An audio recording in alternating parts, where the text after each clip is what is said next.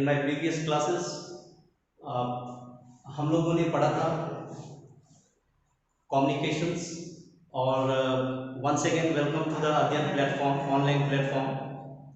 Of course it's a virtual platform, but it's the need of the hour to impart you educations regarding the virtual platform, and everybody is changing, everything is changing, so that's why the situation has forced us to change ourselves, and in that particular segment we are also changing and providing you the online educations, quality educations by my very well learned faculty members, and you are getting the technical support from our faculties. So आपका फिर से स्वागत है इस platform पे। I am Praveen.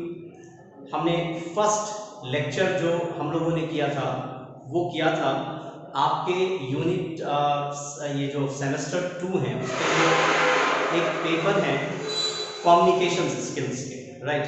तो उसमें पहला लेक्चर जो था हम लोगों का वो था what is communication, why the communication is essential, ये कम्युनिकेशन एसेंशियल क्यों है, what is the difference between the normal communications and the professional communications, why we need it in any organization as a professional।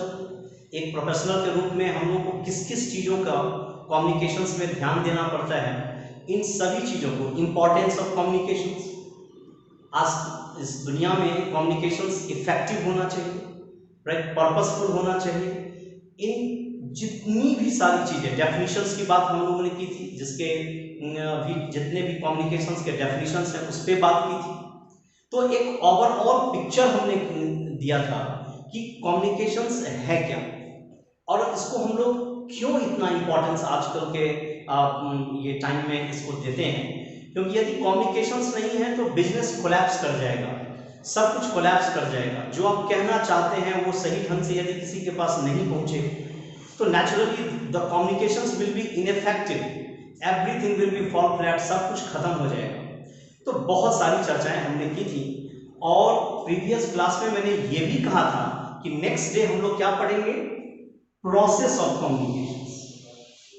Process, किसी भी चीज का communications करने का एक सिस्टम होता है, एक नॉर्मल यूजुअल प्रोसेस क्या है कम्युनिकेशंस का, ये जानना बहुत ही हम लोगों के लिए जरूरी है कि आखिर ये प्रोसेस क्यों है, किस पर्पस से किया जाता है, किसको किया जाता है।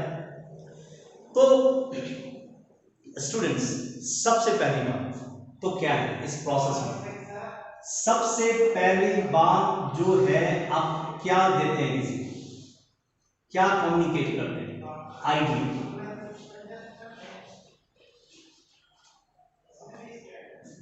आइडिया यानी कि आइडिया कौन देगा, सेंडर, जो हम सेंड करते हैं, ट्रांसमीटर जिसको आप कह सकते हैं, सेंडर कहते हैं।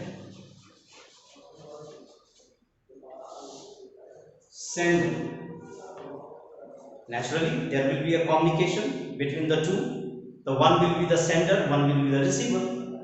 तो हम सेंड करने वाले जो सेंडर है, जो कि हम थ्रू ईमेल, थ्रू मैसेजेस, कुछ भी चीजें अपनी बातों को सेंड करना है, मुझे पहुंचाना है टारगेट तक, यानी कि जो रिसीवर है, राइट।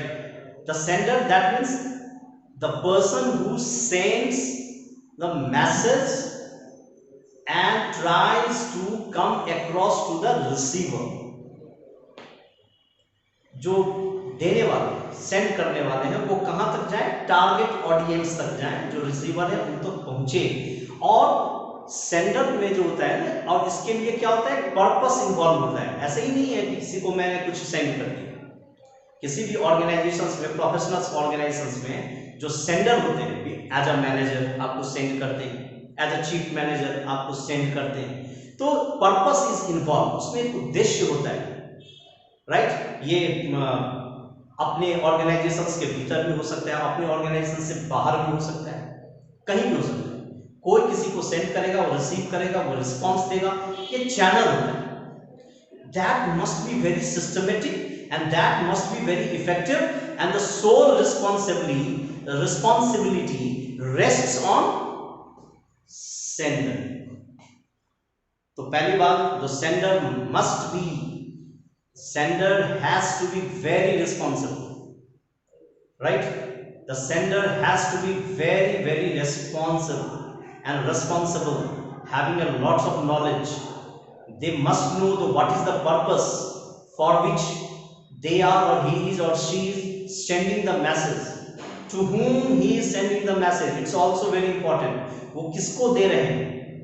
तो याद रखिएगा कि सेंडर की बहुत बड़ी रिस्पॉन्सिबिलिटी होती है यहाँ पे, क्योंकि if the message is not delivered as per the expectations, and if you are not a good communicator, naturally the whole organization will suffer. पूरी की पूरी संस्था जो होगी वो सफर करेगी. So that's why ये एरिया बहुत ही इंपॉर्टेंट है. और idea, that means what? Information जो आप सेंडर देते हैं. जो आइडिया कौन देंगे? सेंडर. तो ये चीज. इसके बाद यहां पे आइए, ये क्या देंगे? मैसेज.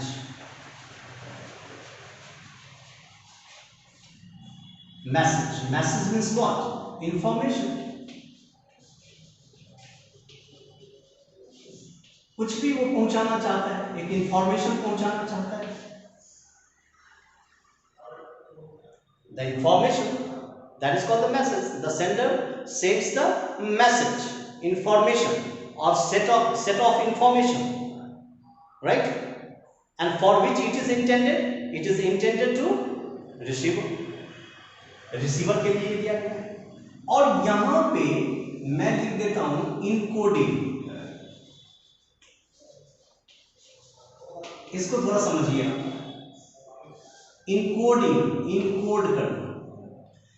आप जानते हैं कैसे वो इनकोड करेगा? सेंडर क्या करेगा? The process of putting information by any signal, by any symbol, by any sign, right? तो ये जो क्या होते हैं ना, किसके हेल्प से वो अपने मैसेज को और अपने इंफॉर्मेशंस को रखता है.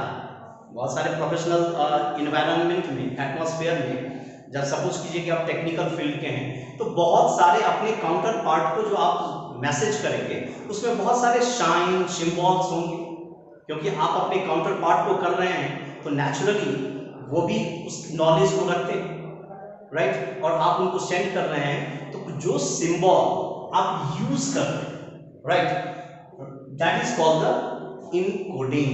इनकोडिंग कहते हैं इसको. That will be very important, right? The process of putting ideas into symbols. The process of putting ideas into symbols is called encoding. उसमें बहुत सारे चीज आपको लिखते हैं. क्या सब लिखते हैं? कोई शाइन देते हैं, कोई कोड देते हैं. तो उस इंफॉर्मेशंस को करने में जो सिंबल्स आप यूज करते हैं, जो साइन यूज करते हैं, there must be a certain awareness. आप कुछ भी यूज करते हैं तो ये इनकोड करके हम इस मैसेज को भेजते हैं. तो दैट इज कॉल्ड इनकोडिंग. जो सिंबल, जो साइन आपने यूज किया उस मैसेज को लिखने में या प्रमोट करने में, इंफॉर्मेशंस देने के दौरान, during giving the informations, while you are giving informations, while you are writing a message, while you are sending a message, whatever symbols, signs you are using, that is called encoding. इसके help से हम message को करते हैं. इतना तो clear? Message पहुंचा, उसके बाद क्या होगा?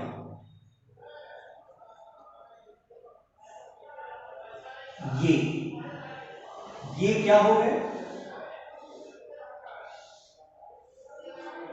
आप भी कह सकते हैं received message, received message,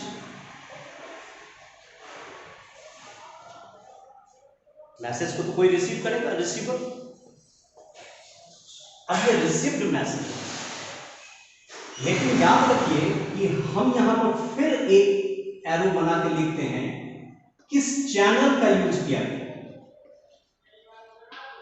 या किस मीडियम का यूज किया।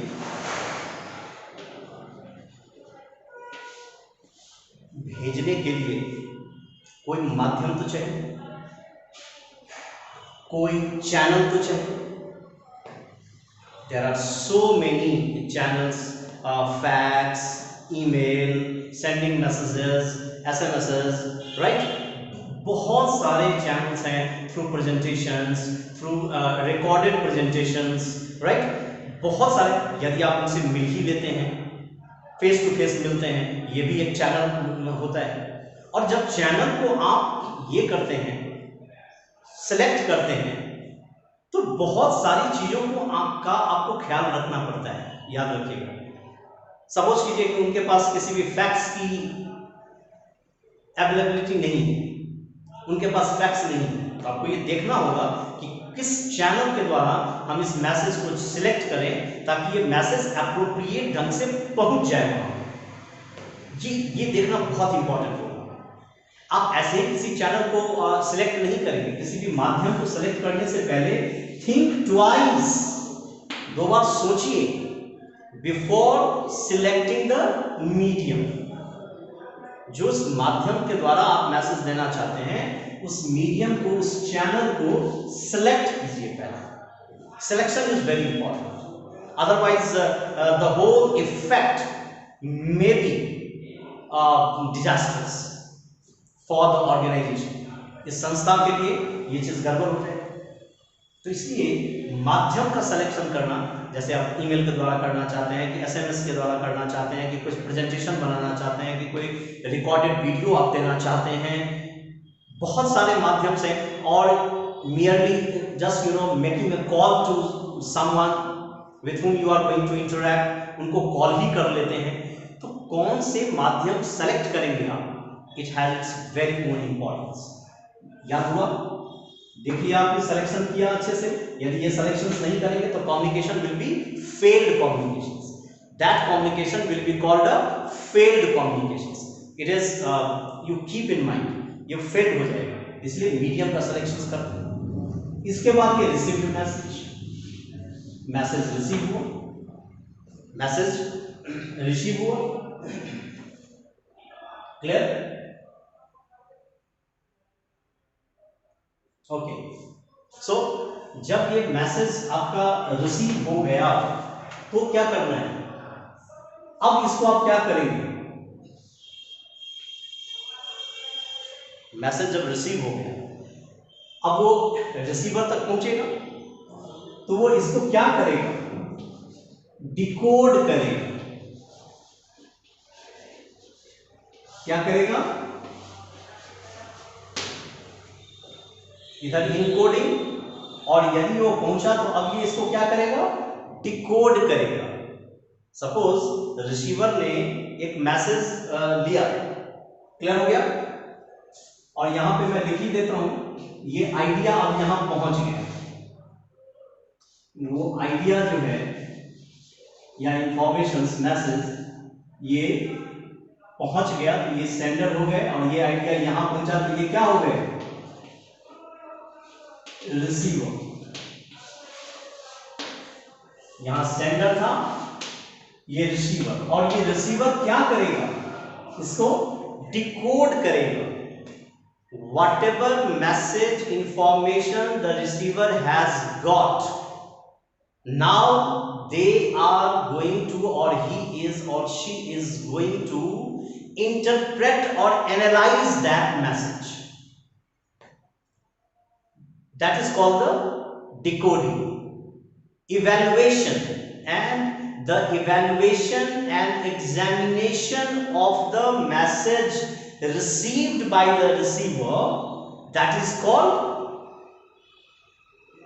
decoding. अब वो डिकोड करेगा कि भाई ये मैसेज क्या है, इसको कैसे कर सकते हैं, क्या कर सकते हैं, नहीं कर सकते हैं, कैसे रिस्पॉन्स करेंगे, ये सभी चीजें आपको वो डिकोड करेगा और इस आइडिया को वो रखेगा। तो यही हो गया जब ये डिकोड करके इंटरप्रेट करेगा और तब क्या देगा वो फाइनली जब वो एनालाइज करेगा, the person who is going to analyse it, the message that we have got, they have got, he has got, तो he is going to interpret it, analyse it, इसी के लिए तो भेजा गया है। और जब एनालाइज करेगा, डिकोड करेगा, that analysis is called decoding. जब पढ़ेगा, समझेगा जो ये क्या मैसेज है, इसको कैसे रिस्पॉन्स करें, तो वो डिकोड करेगा इसको। और डिकोड करेगा क्या, उसमें क्या सब खासियत होगी, उसकी नॉलेज कितनी है, उस एरिया की नॉलेज उसको कितनी है, वो उसका बैकग्राउंड क्या है, राइट, उसकी नॉलेज बेस कितनी अच्छी है जो कि उसको वो डिकोड करे ये मैसेज को। यदि सेंडर और रिसीवर एक ही कंपनी में, एक ही ब्रांच के हैं, अलग अलग कंपनी में, तो नेचुरली वो इसके सिंबल को समझेगा, ये भी इसको सिंबल को समझेगा। हाँ, कहीं कहीं कंफ्यूजन्स होते हैं, कम्युनिकेशंस बैरियर होते हैं, जो कि आगे की चैप्टर जो आपकी होगी उसमें देखेंगे कि ये कम्युनिकेशंस इफेक्टेड भी हो जाता है।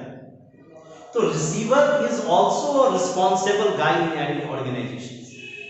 ये किसी भी ऑर्गेनाइजेशन में रिसीवर की भी बहुत बड़ी भूमिका होती है। he is going to play a very crucial role. Otherwise, if he is not able to analyze the things as it is, the how he will give the response to the sender, तो सब कुछ खत्म हो जाएगा, ये communication fail हो जाएगा। तो ये भी बहुत ही इंपॉर्टेंट पोजीशन होता है रिसीव का। और तब ये रिसीवर्स क्या देगा, मैं जस्ट 1 मिनट में बताता हूँ, इसको इरेज करते हैं। अब देखिए ये क्या होगा, जब एनालाइज करेगा, ये डिकोड करेगा, एनालाइज करेगा, और यदि ये चुप रह जाएगा, तब तो ये कम्युनिकेशन तो लीनियर कम्युनिकेशन हो गया, वन वे कम्युनिकेशन हो गया। कोई मैसेज यहां से आएगा तब ना, तो ये क्यों क्या आएगा कि जब ये एनालाइज करेगा तब ये क्या देगा,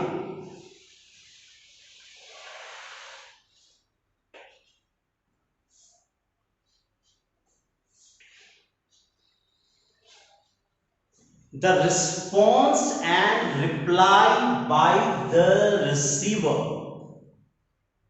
The receiver will also respond to the message received by the sender. जो सेंडर के द्वारा मैसेज रिसीव किया गया है उसको एनालाइज करके, डिकोड करके वो अपना रिस्पॉन्स देगा। तो यही रिस्पॉन्स जो देता है वो क्या हो जाता है, फीडबैक।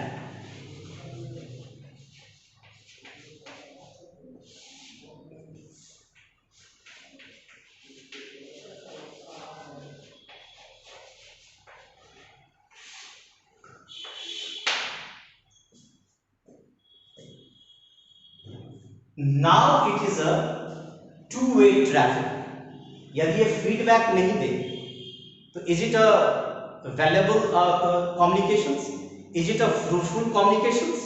नो। लेकिन जब ये फीडबैक देगा तो अब ये टू वे ट्रैफिक हो गया, और इसीलिए ये कम्युनिकेशंस किया भी जाता है कि the sender sends the message by using certain symbols, selecting the very appropriate medium channel so that the communication will not be obstructed in between, and then this message received, वो message receive किया गया, then the receiver will decode it, analyze it, interpret it, and gives reply to the sender and response to the sender. It is called feedback. जो response देता है वही response को क्या बोलते हैं, जो रिप्लाई दिया रिसीवर ने, तो उसी को क्या बोलते हैं, फीडबैक। सो अब ये कम्युनिकेशंस टू वे हुआ। So this is the process of communications which is commonly used, this process is commonly used, the process of communications.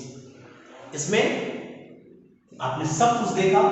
यदि ये प्रोसेस, तो इसमें क्या इन्वॉल्व है, याद रखिएगा, इसकी एक गोल इन्वॉल्व है, इसमें गोल, पर्पस, तभी तो।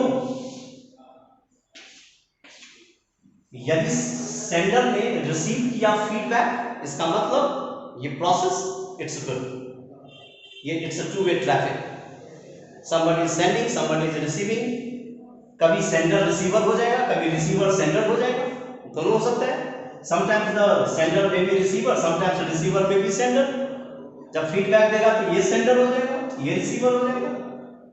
तो ये जो साइकिल है किसी भी ऑर्गेनाइजेशंस में, it is a ongoing process, it's a perennial, ये चलेगा ही चलेगा, चलता ही है।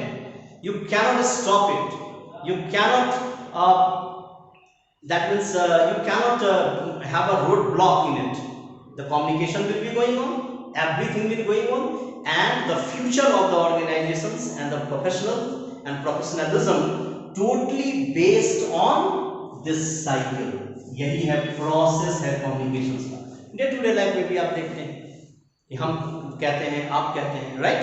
सो मेरे हिसाब से एक पूरा का पूरा पिक्चर आपका क्लियर है। यही प्रोसेस ऑफ कम्युनिकेशंस की ये साइकिल है जो आपको बताई गई यहाँ पे, एंड दैट्स इट। इसमें जानते ही कि सेंडर भी बहुत अच्छी रोल प्ले करता है, अदरवाइज सब कुछ खत्म हो जाएगा। In the same way the receiver must be also very vibrant, dynamic, so that he can give the response, right. तो ये बहुत अच्छा है। और फाइनली एक चीज जरूर कहूंगा कि इसमें इन्वायरमेंट,